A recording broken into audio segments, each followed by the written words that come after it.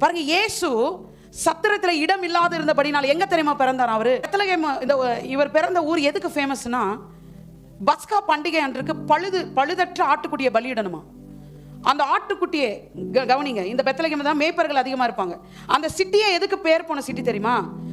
ஆண்டவருக்கு பழுதற்ற பலியை அடிப்பதற்கு இங்க தான் சின்ன கிராச்சஸ் கூட இல்லாத அளவுக்கு மேய்ப்பர்கள் பாதுகாப்பாங்க.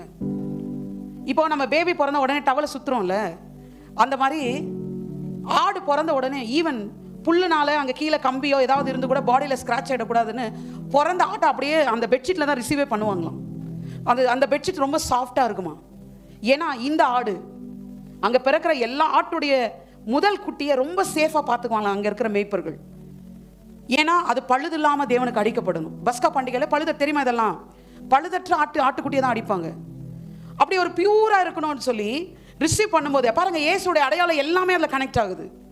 மேய்ப்பர்களுக்கு இந்த இன்சிடென்ட் முடிஞ்ச பிறகு மேய்ப்பர்களுக்கு தேவதூதன், அவங்க வயல்வெளியில் மேய்ச்சிட்டு இருந்தாங்க இல்லையா, தேவதூதர்கள் வந்து உங்களுக்கு நற்செய்தி அறிவிக்க வந்திருக்கிறோம், ரட்சகராகிய கிறிஸ்து பெத்லகேம்ல பிறந்திருக்கிறான்னு சொல்லிட்டு அதுக்கு ஒரு அடையாளம் சொல்றாங்க. மேய்ப்பர்களுக்கு இந்த அடையாளம் சொன்னா என்ன அடையாளம் புரிஞ்சிடும், என்ன விஷயம் புரியும். என்ன அடையாளம்? அவர்தான் கிறிஸ்து என்பதற்கு என்ன அடையாளம்? முன் அணியிலே, அதாவது இந்த பழுதற்ற ஆட்டுக்குட்டியை எடுத்து சேஃபான இடத்துல வைப்பாங்கல்ல, அந்த மாதிரி முன்னணியிலே ஒரு குழந்தையை சுற்றி இருக்க காண்பீர்கள். என்ன சொல்ல வராங்கன்னா, அடுத்த பஸ்கா பண்டிகைக்கு அடிக்கப்பட போகிற ஆட்டுக்குட்டி அவர்தான். மேய்ப்பர்களுக்கு அந்த முன்னணியில ஒரு ஆடு துண்டால சுற்றப்பட்டு படுத்து கொண்டிருக்குன்னா புரிஞ்சிடும், இது ஃபார் காட், சாக்ரிஃபைசிங்காக. மேய்ப்பர்களுக்கு என்னடா ஒரு இதுவரைக்கும் ஆட்டை பலி கொடுத்துருக்குறோம், இப்போ ஒரு பிள்ளையை பலி கொடுப்பதற்காக அந்த முன்னணியில கிடத்தி இருந்தார்களாம்.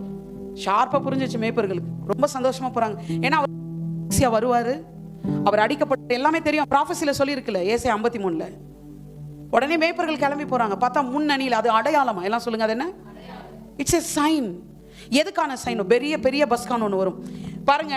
ஆட்டுக்குட்டியை பலியிட்டு கொண்டிருந்த போது, ஆடுகளை பலியிட்டு கொண்டிருந்த போது, அது அந்த பலி தொடர்ந்து நீடித்து கொண்டிருந்தது.